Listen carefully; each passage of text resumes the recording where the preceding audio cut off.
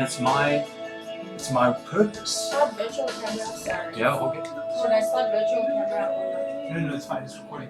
Yeah, sure, that's good. It's our purpose as worship leaders to. Sorry, 15 seconds. Yeah, all good. I mean, you know your song. Yeah. Just hearing the end, but we can finish that off on here. Perfect. Thank you for choosing the cross. Clear, crisp, and reminding us of the truth of the cross. That was local worship artist Garreth Trent with Thank You for Choosing the Cross. Such a profound message. Friends, as the gift that keeps on giving, we decided to invite Garreth to join us in studio because he's been cooking up something, and he's going to share that with us later on. But for those of you who've never really heard his speaking voice on air, this is him. Good afternoon, Garreth. Good afternoon, Picky. Thank you so much for having me on air and to have the opportunity to speak with you and the amazing people at Impact Radio and the wonderful family that's joining on air. Sure. Thank you so much for joining us. For those of you who do not know Garreth, I mean, you heard his song and it was so beautiful. I was just sitting here and I'm like, anybody, don't talk to me. I'm listening to good music here. But he is a singer, songwriter, and worship leader from Johannesburg. And you've said, Garreth, that you're on a mission to guide God's people into an intimate encounter with Jesus through worship. That's so profound. Why does this matter to you? I think, if you look at music in general, it's something that gives a lot of glory to people. A lot of singers attract fame to themselves. Sure. and all of that, right? And we also read in the Word how important music and worship is to God. And when we worship God, it's about giving Him glory and not about our own glory. And for me, as you've mentioned, I'm a worship leader as well as being a singer-songwriter, but my primary sort of goal or purpose is to lead people into worship of God. Sure.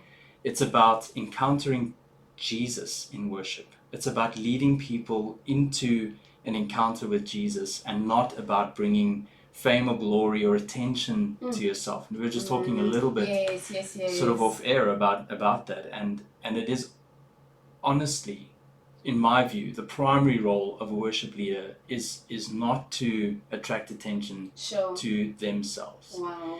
It is to usher people and lead people into an encounter with Jesus, because that's where the intention needs to be.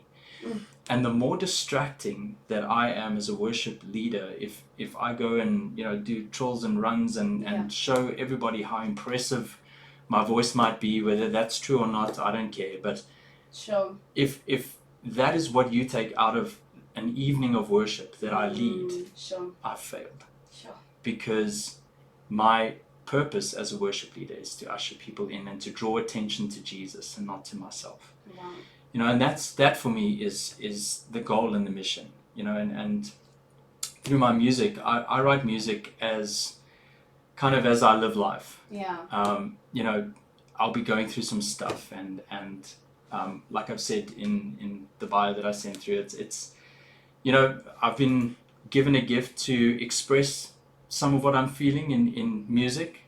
And it's a privilege that I get to share some of my life with other people that I know are probably going through something similar. Sure. And they can relate to it. Yeah. And what I love about God's process with me when I write is that I might be going through something, but He always brings the redemptive factor. No matter how tough it might be going in the time that I'm writing a song, or no matter what I'm experiencing emotionally, God always kind of brings it around. Like He did with David in the Psalms. I mean, he does it, or David would cry out, and why have you forsaken me? Sure. And how long must I cry, O Lord? How long will you hide your face from me? And yet always David brings it back to this redemptive kind of message of God. And that's what I love about God's process with me when I write music. I go through this journey and then God's like, okay, but this is what I said, and this is the output, I love that you said that. I mean, in the bio that you sent, because I'm pretty sure a few of our listeners are like, oh, no, we want to hear the bio. You said that your songwriting centers on lyrical content that resonates with people, amid life struggles. And you've just spoken about that a little bit, that it is your aim to draw them closer to Jesus by sharing truths that you've discovered through these experiences. It's always so awesome when we talk to artists and we are reminded that they are human beings as well. Like you said at the beginning, oftentimes people's talent and music, especially, is often used to draw the attention to themselves. So thank you for sharing that. But can you share with our listeners who you are when you are not making music? You are a husband and father, amongst other things. But can you just share a bit of that with us? Yeah, absolutely. So, like you've mentioned, I'm a father to two beautiful children. My son Daniel is 12 and my daughter Zoe is 8. I have an incredible wife, Jackie, who is really my rock, and God has really blessed me tremendously with just an incredible human being that I get to share life's journey with. So, yeah, we live out on the West Rand in Krugersdorp. For those of you in Pretoria, it's just down the N14. Quick trip, quick journey. Anyway, but yeah, so we stay in Krugersdorp. We fellowship at Little Falls Christian Center on the West Rand. Sure. It's been our home for many years. We were planted out into Krugersdorp West as well, and did ministry out there for a couple of years, which was a tremendous blessing just to be able to be used by the Lord in that way. Sure. And yeah, music has always been a part of my life, and throughout that whole process, of studying ministry and chasing down, wanting to be a pastor and wanting to do all of this, he kind of brought it all the way back and said, "Hey, this is what I want for you. Sure. I want you to follow the musical path, which I thought would never really be part of my ministry, but Sure. God just works in incredible ways in that respect. Yeah. It's always so great when he, I was talking to Tondi earlier on about how God can, in some seasons, it feels like we are scattered. Parts of us, our passions, the things that we want to do, I feel like there's no way we're going to bring them together and it works. But it does, because he's that guy. Can you just share a little bit with us about your music journey? I mean, you mentioned parts of it with me off air, but I think it would be so beneficial for the listeners to know that you've really been in this. Yeah, no, sure. I like I mentioned, I started at the Drakensberg Boys Choir when I was about 10 years old. I was doing the choir at school before that, and I don't know, my mom and dad, as typical parents who send their kids to idols, obviously thought I could sing. And yeah, I went and auditioned there, and the rest is history. I spent about 4 years there. Sure. And like I mentioned, you do study music quite intensely. In about 4 months, 9 months, sorry, you go through about 4 grades worth of music theory. Sure. Studied voice up until sort of grade 8 in the Royal Schools and UNISA syllabuses. Yeah. Did theory, music theory as well, and piano up until about grade 4. But yeah, I really discovered kind of the style, or how can I put it, how to express yourself sufficiently Sure. In music, probably about 3-4 years ago. When the Lord After all that, just kind of led me on this journey, and it's a good foundation, don't get me wrong, but to express yourself in a way that I think is relatable to people, is important. Sure. Classical music, again, we spoke about, attracting attention to yourself. Classical music is all about the voice. It attracts, it tries to show off the prowess, the impressiveness of somebody's voice. And that's classic. And any instrument, I mean, you think of how complex they are, and it tries to show off the musician's ability. Whereas a contemporary style of music allows you to relay a message. Sure. And so it's been an interesting journey, but a good journey, and I'm really grateful to have been a part of that, and just excited to see what God has next on His agenda. I love it. Speaking about what's next on God's agenda, featuring you've been cooking something up, and a little bird told me it's being released tomorrow. Can you just share a little bit with us about that? I don't want to be the one who breaks it to the listeners. No, it's all good. So my brand new song, Better With You, is being released tomorrow. Sure. It's something a little different to what I've written or released previously. And I must just give a huge shout out to my brother, who's also my producer. Fantastic. And also happens to be currently the head of production at the Drakensberg Boys Choir. Wow. Yeah. It all comes together so nicely. I'm telling you, full circle. You know? So the song is called Better With You, and it's really just a vibey, kind of happy track to say, yeah, there's reflective moments in the song, and it's, I was going through a little bit of how can I put it, a period in my life where my thought life was not really what it should be. Sure.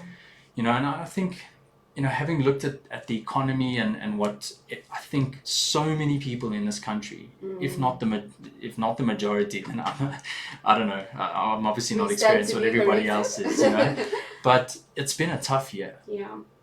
And this country has been under such pressure, and everybody in this country has been under pressure. And I think, the financial toil that things like interest rates and things like that put on people, it's been real. And in the midst of kind of all of that, and you think, is it going to be okay, and this and that, and the enemy's coming in and trying to exactly steal your thoughts and steal your joy and try to focus on the negative. And I mean the first verse's lyrics start off with, my mind's been a mess lately. And it really is, your thoughts are all over the place, and you're not really focused on what you should be. And I just got into a place where I was like, you know what, God, I can't do this if it's not with you. And it made me reflect and just say, as a Christian who's been a believer for a long time, the Lord radically changed and saved me, changed my life in 2007 already. So, I've been a believer, and when I say a believer, just somebody that's passionate about Jesus, that I've given my life to the Lord, and I'm purposefully living, for Him and not for anything else. And you go through stuff. It's not always easy. And it's not, when you become a Christian, it's not like sunshine and roses and everything is okay. But what it does teach you is that you've got a rock that you can lean on, that you can rely on. David doesn't say, the Lord is going to lead me past the valley of the shadow of death. He says, though I walk through the valley, I will. You make a table before me in the presence of my enemies. He says in Psalm 27, though an army may encamp against me, that is wild, my heart will not fear. Amen.